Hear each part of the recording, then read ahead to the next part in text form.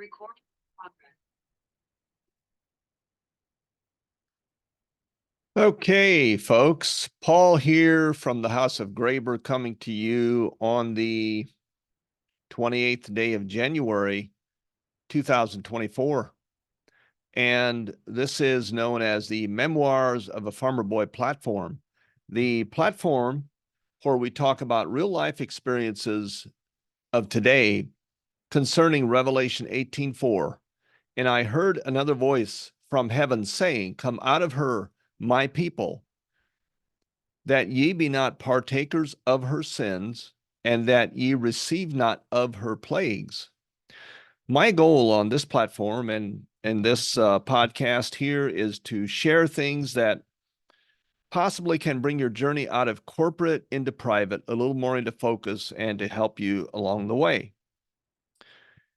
And everything that we bring forth here, all the material on the platform of the Memoirs of a Farmer Boy, everything that we do at the House of Graber is subject to and protected by the laws of nature, otherwise known as the Ecclesia Court, otherwise known as the courts of heaven, the highest court in the universe.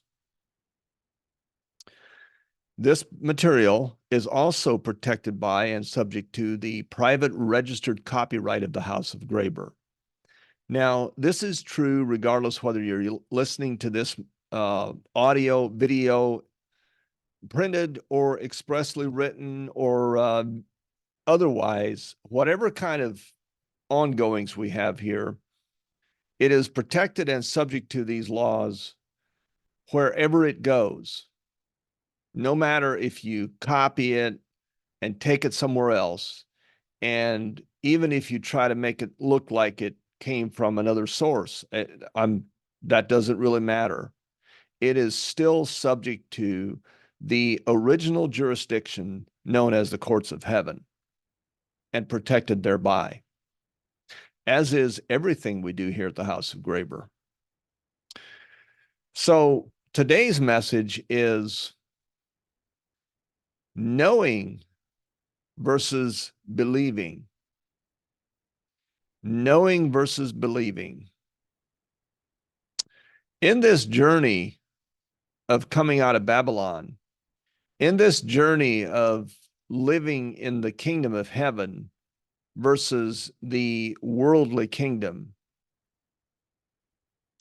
it has been my experience that believing something and knowing it are two different things. Now, this man known as Yeshua HaMashiach, or Christ the Messiah, or as some people know him as Jesus. I think there's some discrepancy on what he was actually called by. What we are called by and what is a name are two different things, because in Isaiah, it tells us that, and his name shall be called Prince of Peace, etc. So this man known as Christ or Yeshua, the Messiah, he said to the lawyers or attorneys, as we would know them nowadays, "Woe unto you lawyers." What does woe mean? Woe means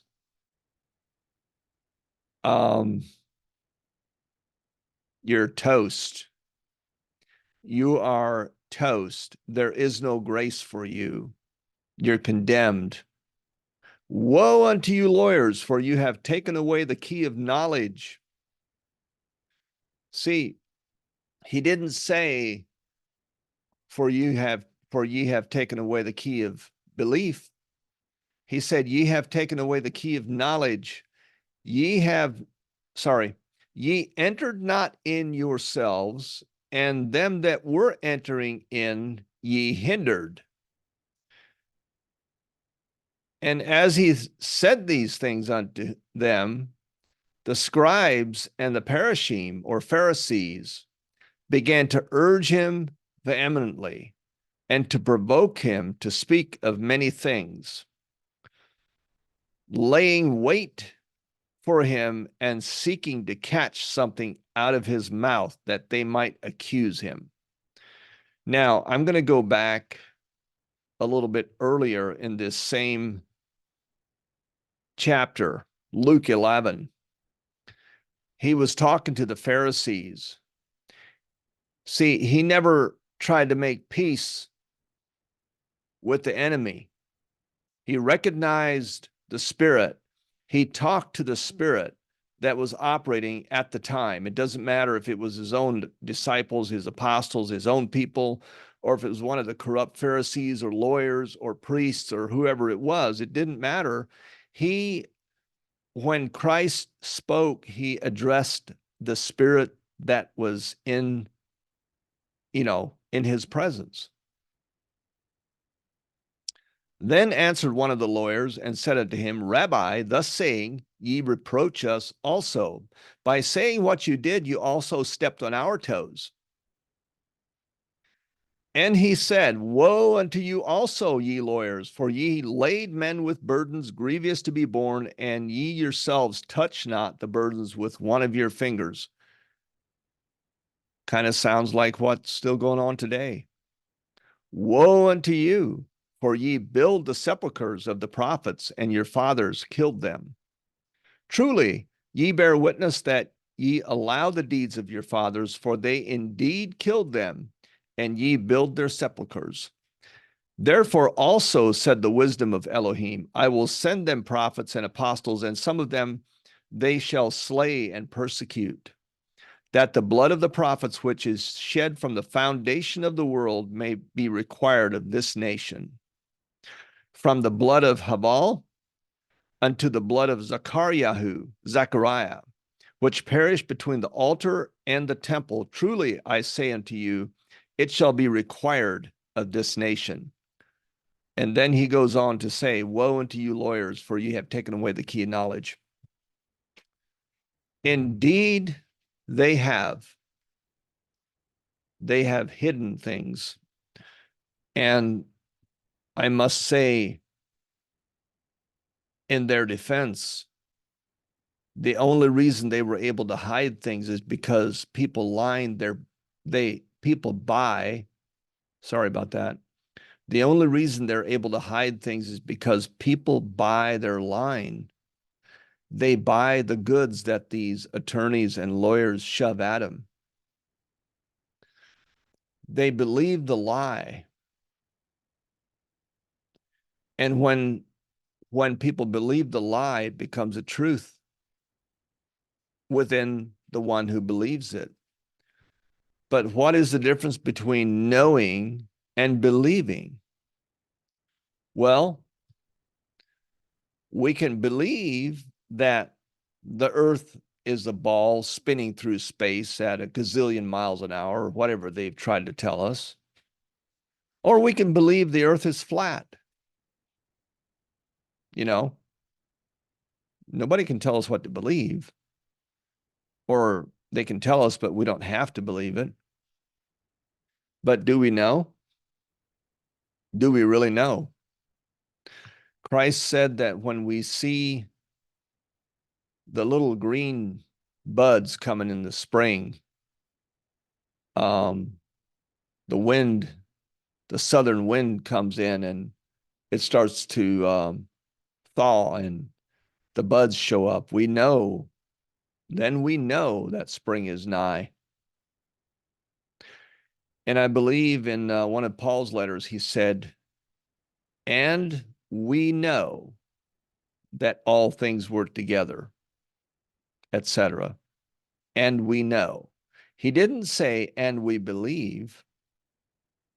It's a known thing that all things work for good, etc. For them that, I can't quote it, but if I'm recalling that beginning correctly. He says, and we know. So the question that comes up a lot that I've heard again and again in my journey of living in the private and keeping our own records, doing our own administrative work, taking care of our own affairs, which, by the way, is a responsibility that will come upon us if we really choose to be free. The freedom comes with responsibility and things that get to be taken care of, like keeping our own records, tending our own affairs instead of running to some attorney that was condemned by Christ. Woe unto you, he said. And he was talking to all of them. Woe unto you, lawyers. He didn't say just the one that was standing in front of them, in front of him. So that responsibility comes with. And so the question that comes up is, where's the enforcement? Where's the enforcement? See, this is the difference between knowing and believing. We can believe all we want, but if we're asking the question, well, where's the enforcement? Who's going to enforce this? Then we really don't know, do we? Like before I knew how to ride a bicycle, before I could keep the balance and, go at least as far as from the, our house out to the road without, flopping on my side, I believed that I could if I kept at it. And I already knew that other people rode bicycles because I saw my, grown-ups, I saw my older siblings riding bicycle. So I know that it's a thing that can be done. I hadn't done it yet. But I believed I could. Otherwise, I probably wouldn't have practiced and taken one spill after the other, because I kept, I'd get to the top of there's a little slight grade down the driveway to the road, and not much, just enough so you could coast. And then there was another, a little bit higher rise up into the yard. So I would start off going into and of course the driveway being gravel, was a pretty hefty motivation to stay upright, because whenever I took a spill, it was on the gravel. So I believed that I could. And after so many tries, and I coasted a little ways, hey, I went 10 feet upright. Wow, and then I kept going, I'd fall down a few more times, and I kept going and I kept going. And after some time I could go, it was still a little bit dangerous. Like I couldn't maneuver with a lot of ease, but now I could go all the way to the road. I could circle around and come back. I could actually come uphill and stop and put my foot on the ground. And I was still sitting on the bicycle. Now I know. Now I know that I can do what I can do. And, since that time, as I practiced and watched my older brothers, I also learned how to ride a bicycle backwards. I would sit on the handlebars and pedal backwards, and, I would go miles on the road, out in the country, obviously, but I have done that. So I know I can. There's nothing about believing. It's a knowing. But what is it that causes you to know when you don't actually physically see it, but you know. Because faith, you know, there's a guy, I read his books. I can't think right now, but he's an evangelist. He's got a radio show. He said, we don't have a faith problem, we have a knowledge problem. And I agree with him. What is the difference between knowing and believing? It's a little bitty fraction of an inch, like a half inch or less, that, I've never really been involved in horse racing or even been there to watch for that matter. But from what I understand, the difference between the first place horse and the second place can be very significant, like $1 million or more. But if you saw those two horses prior to the race standing side by side, and you don't know anything about their bloodlines, you don't know anything about their history, you've never seen the horses before, you just walk up and you look at them. You can walk around them and look at them before the race. How do you know which one is going to be first place and which one is going to be second place? I suppose it'd be pretty hard to tell the difference at that point, not having any knowledge of bloodlines or history, and even if you had some of that knowledge, it might still be tough. The difference between knowing when you haven't physically seen, with your physical eyes, that there's a higher power that protects us, that we have the authority to walk in integrity and be in honor regardless of what the cost is. Because I'm going to tell you something, the cost of being in honor is a huge reward. Even though sometimes short term, it seems like it would be easier to tell a little white lie, because we just can't believe that being dishonest all the time would be required. Like that, man, you mean I gotta like do this way? But what about this big scary thing? If you're willing to be in dishonor because of some scary thing that hasn't happened yet, then I'm going to tell you that from my own experience and watching other people, that the thing that is scaring you is on the inside of you, because you haven't gotten to the place of knowing. There is a thing that it's called a knowingness. Like there's been a lot of situations where in an administrative process,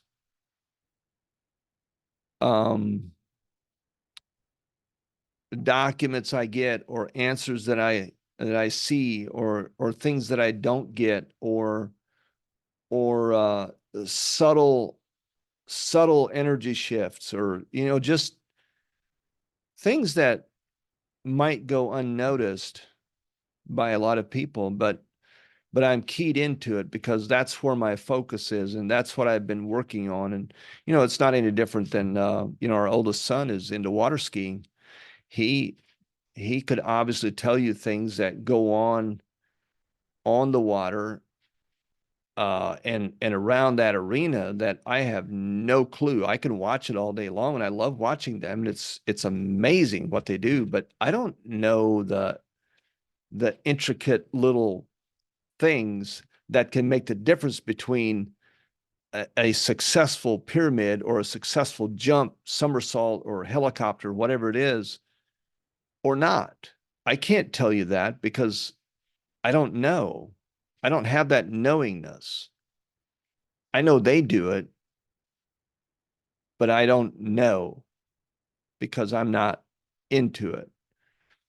When it comes to doing administrative processes and knowing the authority that I hold as one of God's family, one of the family of the Almighty Creator, I know. I know that I know that I know. And there's some things we don't know that we don't know. But I know that I have the authority to administer my own affairs and to administer the affairs for my house. I know that. And the corporate agents know that too. But if you don't know that, they will run over you. I can give you a quote process to go accomplish something within that arena. Even if it's something that I've done that has been successful for me and I know the results, I know because I've walked it through and I've had the court case vacated. The judge retired and the clerk stepped down, and the attorney that came against me, he not only left the office he was working in, he left the state of Indiana. I know that. But if I give you the exact, precise, step-by-step thing that I've done, it doesn't mean it's going to work for you, because if you don't know, like if you don't have that knowingness, they'll walk right over you.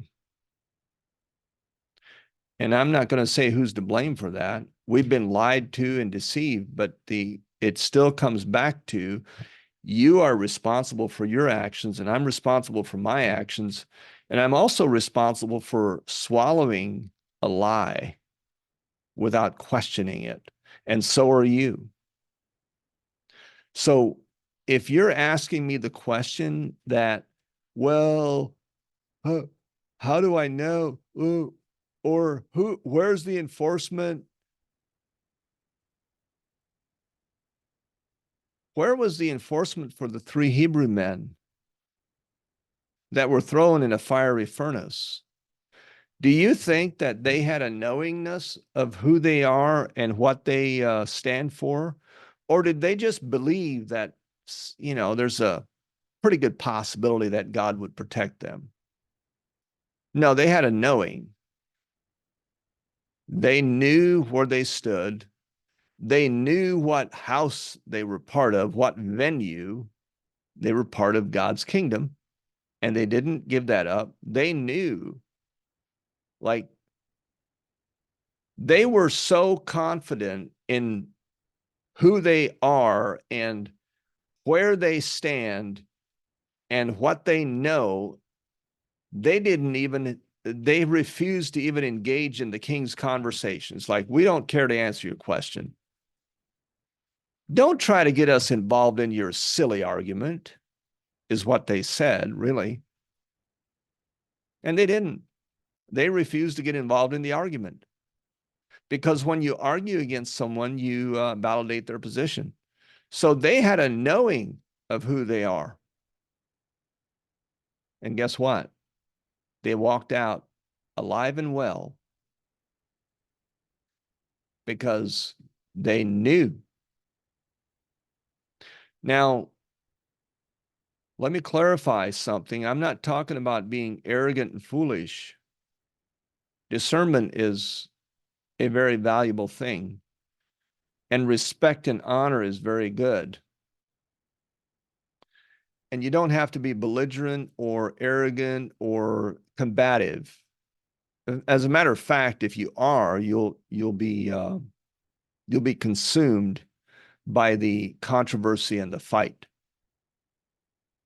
So that's not what I'm talking about. I'm talking about knowing, having this deep knowing within that I care about what other people think, but not that much. I care about what you think, but I'm not going to care enough about what you think that I'm going to violate my own convictions and my own values. Because when what I do, see, there's a center core here, and what I do is on one side and my values are on the other. And when those are separated, they have to come together in the middle. Our word is our bond. Our Creator honors his word above his name, and we should as well. Because if our word isn't any good, then our name won't be any good either. Our word is more valuable than our name is, and our name will only have as much value as our word is. So having this knowing is the difference, that little teeny weeny half-inch difference between the $1 million or $2 million horse versus the $100,000 horse, or whatever the second place is and whatever the first place is. That little bitty difference, that makes all the difference in the the reward or the prize. That's how the knowingness works versus belief. See, there was a time that I believed that we could live peacefully outside of the confines of the statutory Babylonian system. I believed that for a long time. And then I came to a point of knowingness, because the more I searched into it and the more I looked, the more I became convicted. And I got to this place where I have a knowing. And finally, it took a long time, but finally I got to the point where I even know that my energy and my time and my resources, what I bring to the table, is way too valuable to expend on being upset at anyone, really. It's not worth my time. It doesn't pay. It doesn't help anyone to be upset. And there's nobody that deserves enough of my energy for me to get upset at them. Because being upset is a choice. Being at peace is a choice. Now, that's a knowing. It's a decision. It's a conviction that I came to. See, I've known for a long time that nobody can force me to sign my name. When I was in the county jail up in here in northern Indiana, I was in a county jail, and they wanted me to sign things. They wanted me to sign, the book. They wanted me to sign this. The nurse wanted me to sign. They took me into a room on some stupid little class that didn't amount to a hill of beans. They wanted me to sign that I was there. The lady sent the clipboard around. Everybody, there's probably a dozen guys in there, and they all signed except for me. And when the meeting was done, which I thought was a waste of time, but I didn't have anything else going on anyway, so other than sit there. So after the meeting was done, she said, Did everybody sign this? You know, she held the clipboard up. And I raised my hand. I said, I did not. It's against my policies. And you know, when I said that, she acknowledged the truth because she knew that I know. She said something that she would have never said if I wouldn't have done what I did. If I'd have signed that, then this would have never been spoken by that woman in that meeting. She said, that's right.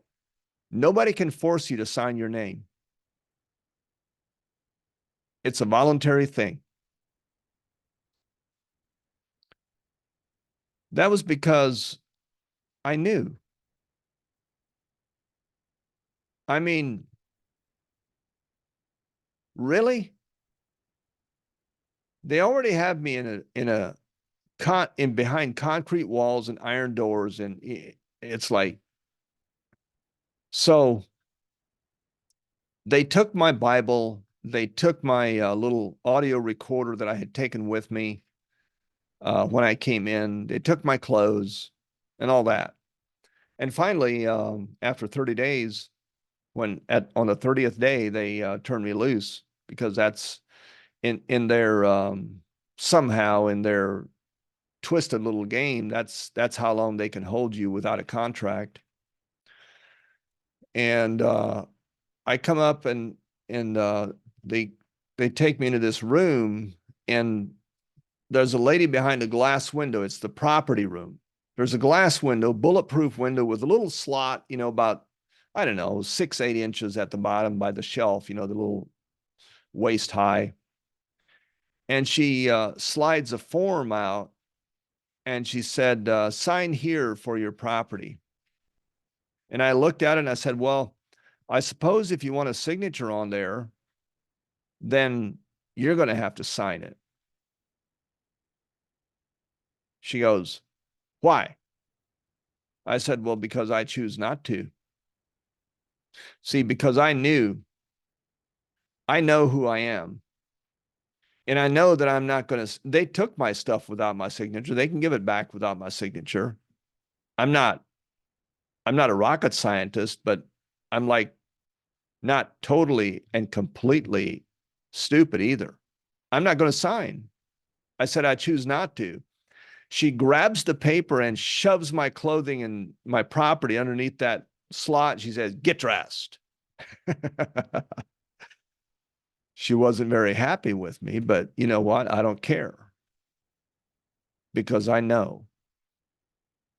I didn't request to be there. That was their idea. So don't get upset with me. It's your problem. So when we know, like my boys go sliding down the mountainside on a snowboard, they know that like they can do that. Me, no, no, thank you. But they have a knowing about them that enables them to do that. That's like, it's something they enjoy, and it's amazing. It's amazing to watch for me, but, or, water skiing, snow skiing, and a lot of those things. But when we have a knowing that we can do that, there's all the way through life, there's going to be situations where you're going to be confronted with choices. And I'm going to venture to say that if the only thing that you're going on is a belief that somebody handed to you, because see, if it's your own, you know. But if it's a belief, if the only thing you have is belief, it's probably something that somebody else handed to you and you don't really own it. Because if you would own it, then you would know. Okay. It would be yours. You literally know because it's in here, it's internal. I know. And if the only thing you have to go on is a belief that, well, I hope See, we were taught in the religious arena that we're not allowed to know for sure anything certain. But yet, the same people would make these, these quotes. There's only two things sure in life, and that's death and taxes. What a lie. What a lie. That's a lie from the pit of hell.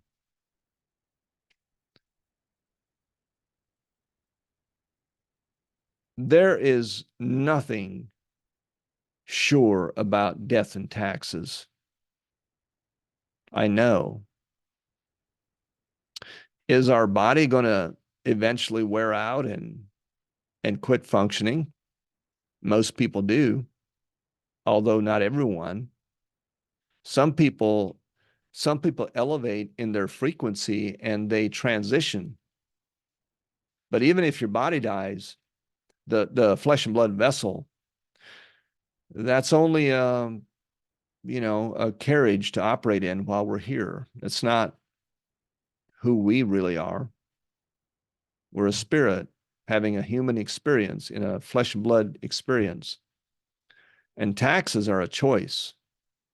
It's a voluntary choice. There's nothing in God's law, the laws of natures that supports that. It's a choice of who we serve and who we pay tribute to. So with that, I'm going to say, own it. If you're going to do it, own it. Whatever it is, own it.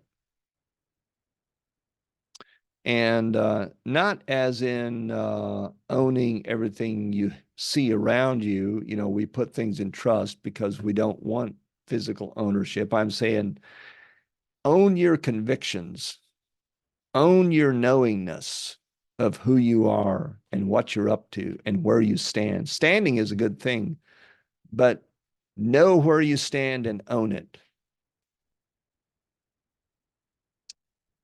Others around you will treat you very differently at that point. I'm going to put the memoirs of a farmerboy.com link in the description of this broadcast. Have an amazing day. Until next time.